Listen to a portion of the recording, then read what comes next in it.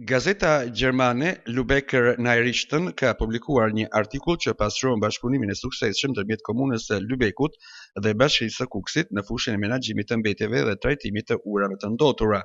Në artikull vjen në pas se ky bashkëpunim është bërë i mundur fal angazhimit të veçantë të Aneta Volter, përfaqësuese e CDU-s, e cila ka luajtur një rol të rëndësishëm në ndërtimin dhe forcimin e kësaj ure bashkëpunimi mes së dy institucioneve. Sipas vlerësimeve të bëra publike, partneriteti me Bashkinë e Kukësit është realizuar 100% në përputhje me projektin, duke u konsideruar si një shembull konkret i një bashkëpunimi të suksesshëm, efektiv dhe me rezultate të prekshme për komunitetin. Ky model bashkëpunimi mes Lübeckut dhe Kukësit shihet si një bazë e fortë për nisme të tjera. Në këtë kuadër, palët mbeten të vendosura që projektet e ardhshme të jenë edhe më të mëdha,